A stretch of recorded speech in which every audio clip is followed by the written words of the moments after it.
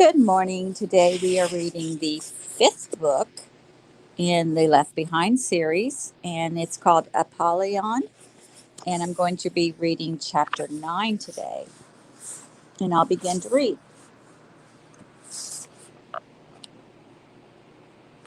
Just after noon on Thursday in Chicago, Rayford and Ken joined Doc, Charles, and Hattie to watch the meeting.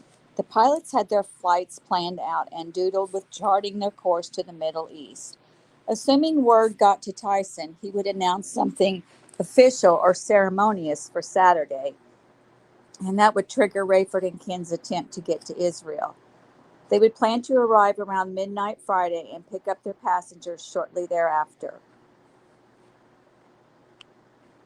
Rayford's head jerked up as all four watchers heard Tyson say, "I plan to summarize all this in a small thank you session to the local committee on Saturday at noon when we meet near the Temple Mount." "Bingo," Rayford said.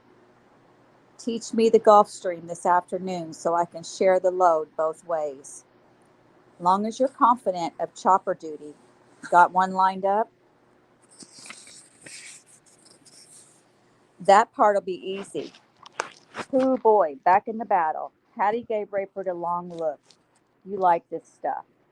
"Funny you would ask that," he said, "knowing how you feel about Carpathia." "I expect to die going after him. You act like you can't lose." "We've already won," Rich said. "It's just a matter of going through the motions. The Bible's already told the story, and as Tyson says, we win." Hattie shook her head and rolled onto her side, her back to them. "You're pretty glib for dealing with a man like Nikolai." Ken caught Rayford's eye. "You realize when we have to leave, with the time change and all?" "Well, of course you do. You've been flying these routes a lot longer than I have." Buck found it hard to believe all that had happened in the 24 hours since Tyson had last addressed the crowd. He missed Chloe, but felt more settled and at peace than he had in a long time. "The earth groans under the effects of our fallen condition," Tyson began. "We've all lost loved ones in the rapture and in the 10 judgments from heaven since then. The great wrath of the Lamb, earthquake, devastated the globe. Save for this very country and nation, the first 3 trumpet judgments alone scorched a third of the earth's trees and grass, destroyed a third of the ocean's fish, sank a third of the world's ships, and poisoned a third of the earth's water, all as predicted in the scriptures. We know the sequence of these events, but we don't know God's timing. He could pile many of these judgments into one day. All I can say with certainty is what comes next. As you see, these get progressively worse. The 4th trumpet judgment will affect the look of the skies and the temperature of the entire globe. Revelations 8:12 reads, "Then the 4th angel sounded, and a third of the sun was struck, a third of the moon, and a third of the stars, so that a third of them were darkened, a third of the day did not shine, and likewise the night." Regardless of whether it means 1/3 of each star or a third of all stars, the effect will be the same. Day or night, the skies will be 1/3 darker than have ever been. Not only that, but I take from this passage that 1/3 more of the day will be dark. So the sun will shine only 2/3 the time it used to. And when it is shining, it will be only 2/3 its usual brightness. Prophecy indicates that more scorching and parching of the earth comes later, so it's likely the darkening and resultant cooling is temporary, but when it occurs, it will usher in, for however long, winter-like conditions in most of the world. Prepare, prepare, prepare. And when depressed friends and neighbors and loved ones despair due to the darkness and gloom, show them this was predicted. Tell them it is God's way of getting their attention. Tyson summarized the teaching that had gone on during the day at various sites around the city and urged the audience to preach boldly. Until the glorious appearing, fewer than 5 years, I believe the greatest time of harvest is now, before the second half of the tribulation, which the Bible calls the Great Tribulation. One day, the evil world system will require citizens to bear a mask in order for them to buy or sell. You may rest assured it will not be the mark we see on each other's foreheads. Tyson went on to outline practical suggestions for storing goods. We must trust God, he concluded. He expects us to be wise as serpents and gentle as doves. That wisdom includes being practical enough to prepare for a future that has been laid out for us in His Word. Tomorrow night, I'm afraid I have a difficult message to bring. You may get a preview of it by reading Revelation 9. As Tyson began wrapping up his teaching for the night, Buck's phone vibrated. It's Mac. Are you where you can talk? Buck turned away from the backstage wing and moved to a quiet area. Shoot. Do you have an evacuation plan, you and your wife and Ben Judah? We're working on it. You'll need it. I'm telling you, boy, these guys are crazy. Carpathia spends half his day fuming about the two witnesses and the other half plotting to kill Matthews. Matthews bothers him more than Tyson does. I wouldn't give a nickel for Peter Matthews' future, and Carpathia thinks he's got Tyson's number. Whatever that Saturday deal is, be careful. Nikolai's got his troops so fired up that they know they could take out Tyson and never suffer for it. Nikolai would paint it as a setup, dissension among the ranks of the believers or something, and he would still look like a hero. This connection is secure, right, Mac? Of course. We'll be long gone before that rally. Good. Need anything? I'm in contact every day with David Hassid. Rayford's trying to get a chopper to get us from Jerusalem to one of the airports. You can't just sneak out and get a ride. We trust hardly anyone, Mac. Good for you. I'm going to recommend David get you a chopper that looks like ours. White with GC on it? Nobody'll mess with you if they see that. Until we leave it on the runway and fly off in a Gulfstream. Ritz has a Golf? I'm jealous. Come with us, Mac. You know I'd love to, but somebody has to be the ears here. We're not going to be able to watch tomorrow's night's meeting, as are we? Rayford said as Ken ran through the paces of the Gulfstream over Pewaukee Airport. Sure we are. Hook your laptop to my satellite tracking system, and I can force it to lock onto the internet feed. It'll be a little tricky bouncing around up there, but you'll at least be able to hear it. Rayford completed a fourth consecutive smooth landing, and Ritz pronounced him ready. As they sat in a rebuilt hangar finalized their route, the young mechanic approached. Captain Steele, Ernie said, I took a call while you were in the air. Was your phone off or something?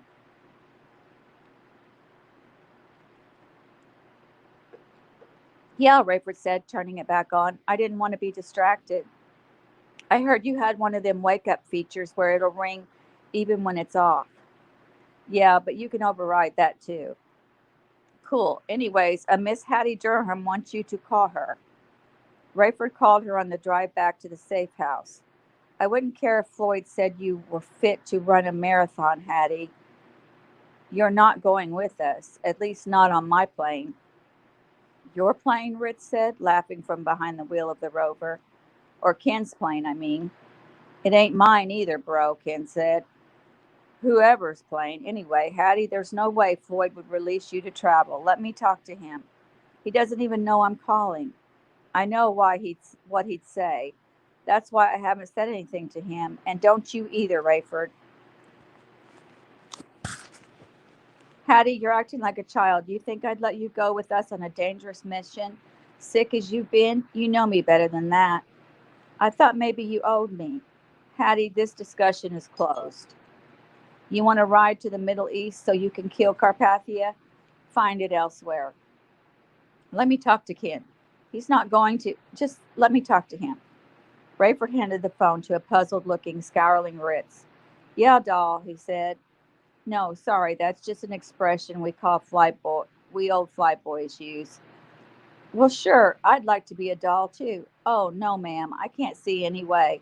Well, now, I hate to have you think less of me, but the truth is, if I could be manipulated by the pouting of a spoiled, pretty little girl, I wouldn't be looking back on 2 divorces now, would I? You can beg and cry for someone else, honey, 'cause I sure ain't going to be responsible for you overseas, not 48 hours after you miscarried. Now, I'm awful sorry for you, and like everybody else in your life, I got sort of a soft spot for you, but that's the reason I'm not going to be party to any foolishness like this. Well, I understand that. I'd like to kill him myself, but I got a job to do, and it's dangerous enough as it is. I'm getting people out of there, not worrying about killing anybody, at least this trip. How about you get yourself healthy, and I'll see about running you over there for Nikolai target practice another day. No, I'm not poking fun at you. You are being a little silly here, don't you think? Rich shook his head and flapped the phone shut as he handed it back to Rayford. Little Spitfire hung up on me. You gotta like her spunk, though, and she is a gorgeous thing, ain't she? Rayford shook his head. Ritz, you gotta be on the feminist top 10 most wanted list. Man, what a throwback. Rayford nearly panicked when he didn't see Hattie in her bed as they walked in. She in the bathroom? He asked Floyd. I wish, the doctor said. She's walking somewhere. Walking? Calm down. She insisted on walking around and wouldn't let me help her. She's on the other side. Rayford checked the empty, more damaged half of the duplex. Hattie walked slowly on the uneven floors of an unfinished room, her arms folded. He just stared at her, not asking the obvious question. She answered it anyway, just trying to build my strength. Not for the trip. I've resigned myself to that, but Ken promised to. Ken was talking through his hat, and you know it. Now, would you please do yourself and all of us a favor and follow Doc's orders? I know my body better. It's time I started building back up. He said himself I may be out of the woods with the poison, whatever it was, but that's only because my baby took the brunt of it. Nikolai has to pay for that. Hattie was suddenly short of breath. See, Rayford said, you're overdoing it. He helped her back to the other side of the house, but she refused to lie down. I'll just sit a while, she said. Floyd was visibly angry. She's going to be a whole lot of fun to deal with while you guys are gone. Come with us, Ken said.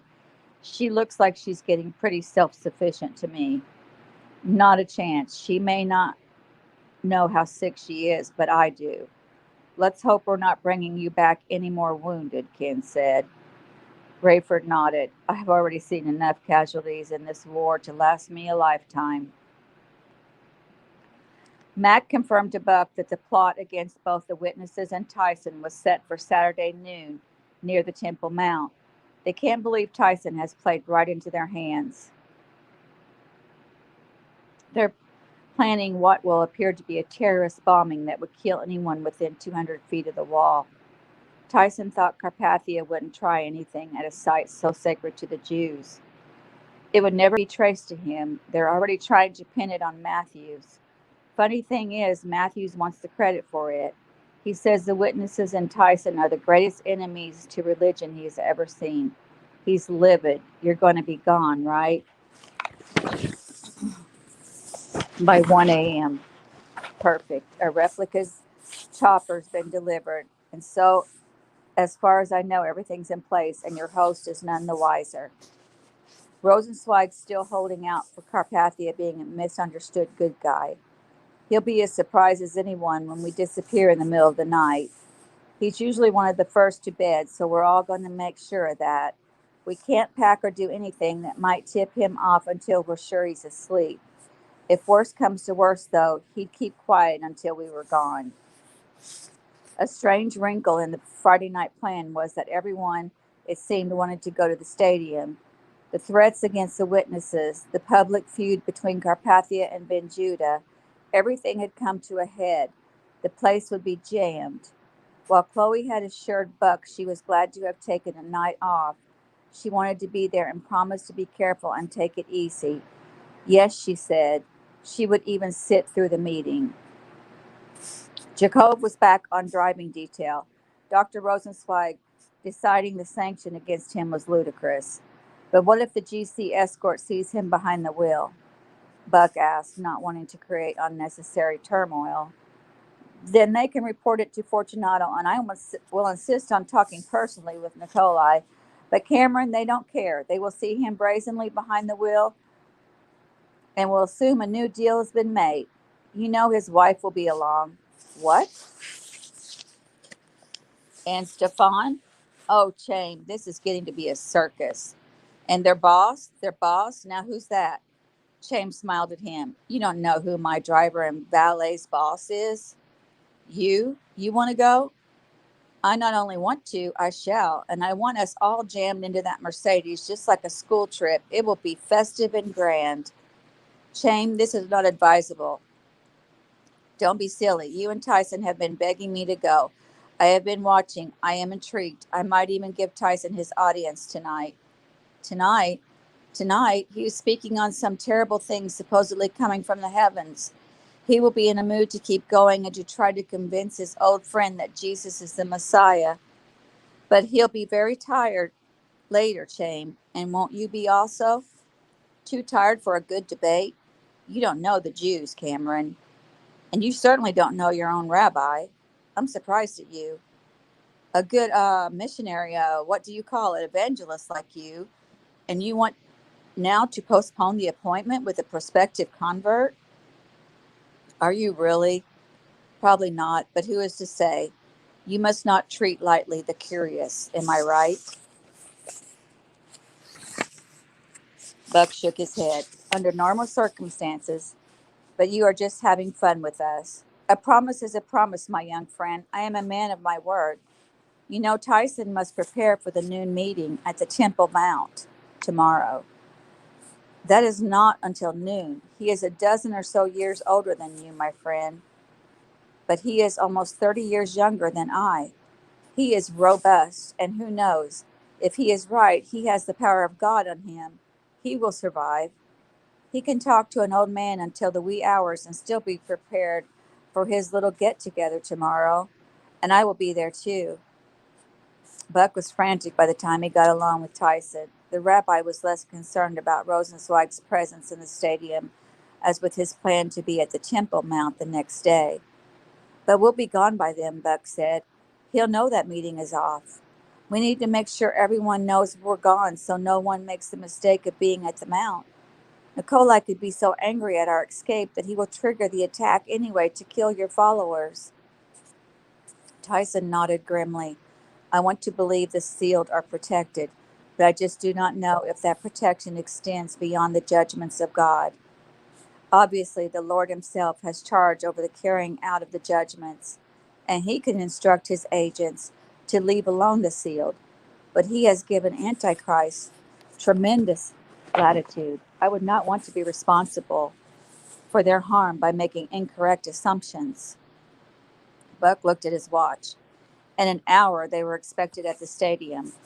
One thing we know for sure, if my teacher is right, is that the two witnesses at the wall will not be harmed, regardless of what Nikolai engineers tomorrow. If they're there, Tyson said, smiling. Oh, they'll be there, Buck said. What makes you say that? Because Nikolai warned them not to appear in public under penalty of death. What would be more public than where they have stood for more than 2 years? You have a point, Tyson said, patting Buck on the shoulder. You must have a good teacher. Rayford was on the phone to Dr. Floyd Charles at the safe house as Ken piloted the Gulfstream over the Atlantic. I'm tempted to slip her a Mickey, medical school style, Floyd said. I haven't heard that expression in ages, Rayford said. How does that work? Just like doping someone's drink, Floyd said. Only we tell him it's an innocuous IV. I could put her out for 24 hours, but then her immune system would be all screwed up. You're not really considering it. Nah, she's driving me batty, though. I had to physically restrain her to keep her from doing laps up and down the steps. The steps? That's what I said. I'm glad she's feeling stronger, and ironically, this murderous rage she feels toward Carpathia seems to be speeding her recovery. But I can't have her expending the exertion necessary to climb stairs while she's this weak. Honestly, Ray, it's like trying to corral a toddler. I look up and there she goes again. How about downstairs? Downstairs what? Could she just walk downstairs? Ray, I've been through medical school and I don't know how a person goes downstairs without going up too.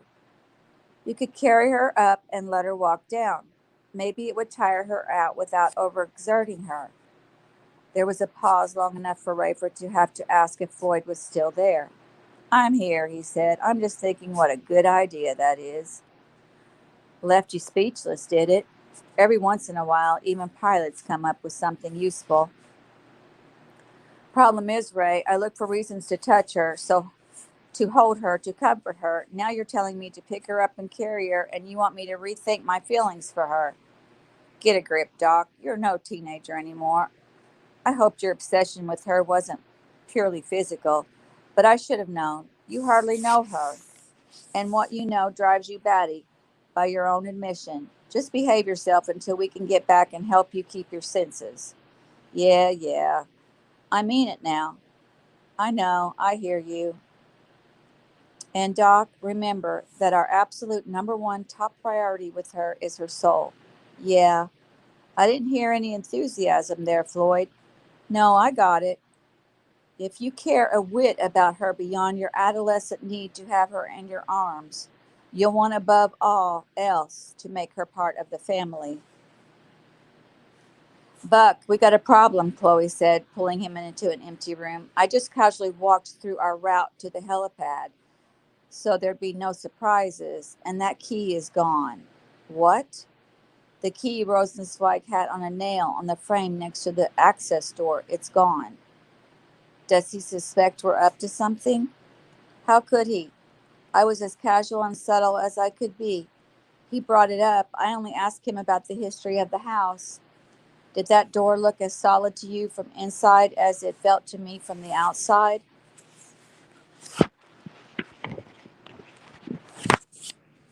It's like a brick wall, Buck. If we had to break through it or knock it down, we'd wake the dead, not to mention the guard staff and Chaim himself. We've got to find the key or get him to tell us what he did with it. You think Jacob would know anything about it? Buck shrugged. If I asked him, he'd sure know something was going on. I can't get between them. But he's a brother, Buck. Brand new. I'm not saying he'd betray us on purpose. You heard about his wife? That she's going along tonight? Yes. How does she feel about his faith? So you haven't heard? No. Chaim said Jacob claims his wife is now a believer too.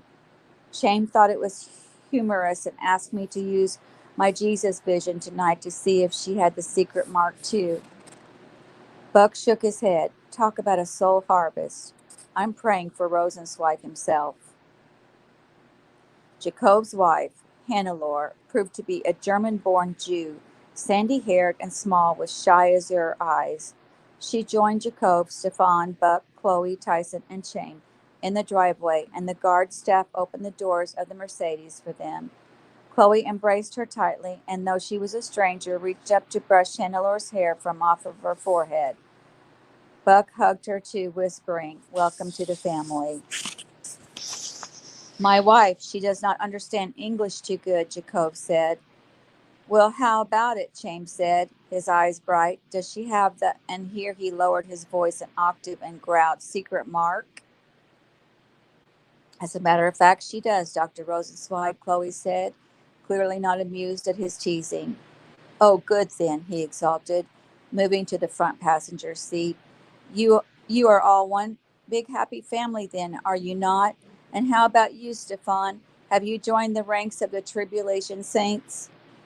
Maybe tonight, Stefan said. Almost last night. My, James said. I shall be left in the minority, shall I not? Only Jacob and Chaim fit in the front seats, so Hannelore sat directly behind Jacob and Chloe in the middle and Tyson behind Chaim. Buck and Stefan crammed into the rear compartment. Jacob had begun to pull slowly down the driveway when Jonas stepped in front of the car and signaled that Chaim should lower his window. He spoke urgently to Chaim in Hebrew.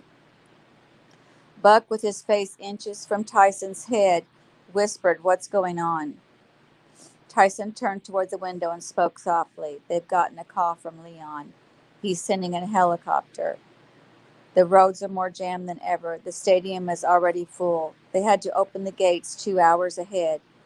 He listened some more. The gateman told Fortunato, "There were 7 of us. Too many for a helicopter. Anyway, apparently Fortunato told him to tell Chaim we were on our own if we refused GC assistance. Chaim is saying the gateman did the right thing. Just a minute," he's whispering. "Oh no, what?" "Fortunato has warned that Jacob not be in our party." Chaim is angry, demanding that the gateman get Leon back on the phone. Jonas signaled that Jacob should pull the vehicle to the guardhouse at the gate. A phone was extended to Chaim, who immediately began arguing passionately in Hebrew. "Then I will speak in English, Leon. I thought you knew every language in the world, as your boss seems to. I may call him Potent because I have always admired him, but I will not even call you sir, let alone supreme whatever you are. Now you listen to me. I am a personal friend of the Potent. He has pledged the security of my guests. I will be sitting with Jacob in the stadium tonight, and yes, out in the crowd. I will not hide backstage. To you, he may be only a driver or a valet. To me, he is part of my family, and he will not be threatened. Running from your guards and shooting harmlessly into the air may have been foolhardily, but he would not have done it if he didn't feel our guests were in danger from the very people who had promised their safety." Tyson reached up and laid a hand on Rosenzweig's shoulder as if to calm him. Buck could see the blood rise on the back of the old man's neck and the veins bulge his temple. "I need not remind you that if it was not so long ago that Rabbi Tyson Ben Judah lost his family for merely expressing his beliefs on television, he was chased from his homeland like a common criminal. Yes, I know how offensive it must have been for the Jews. I am a Jew, Leon. That's more than I can say for you. Tyson assures me his beliefs is founded on more than faith, but also scholarship. But that is not the point. No, I am not one of them, as you say. But if I find that Nikolai looks upon these devout and passionate seekers of God with the contempt that you do, I might just become one of them. Now we are proceeding to the stadium in my well-known vehicle. We will take our chances with the traffic because we know shortcuts. And I also assume Tyson's followers will make way for us. As a compromise to you, yes, I will use an alternative driver." James signaled quickly for Jacob and Stefan to switch places. "But we are on our way, and we expect the protection pledged by the Potent himself." "Am I sorry? Sorry that you make so much of titles, Leon? But no, not sorry that I have offended you. You have offended me. How about that? I have tried to keep my wits about me and have maintained as normal a lifestyle as possible despite the accolades and the wealth that have come with my formula.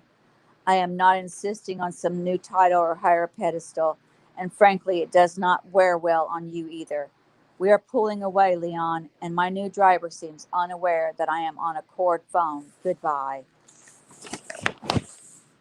He laughed. "Stefan, you snake. You nearly pulled the phone away from the cord." "I'm a snake," Stefan said, smiling. "You put me in the target seat." Chaim wrenched around in the seat. "Tyson, my son, you know what Leon was saying when we pulled away?" "I can only imagine." "That he would be happy to work on a more appropriate title for a man of my station. Have you ever encountered anyone so out of touch with the point of a conversation?" "Never," Tyson said. Buck was awestruck that such a dangerous ride could turn so festive. And that is the end of chapter 9. Hope you enjoyed it. Next, I'll be reading chapter 10, and you go out and have a wonderful day.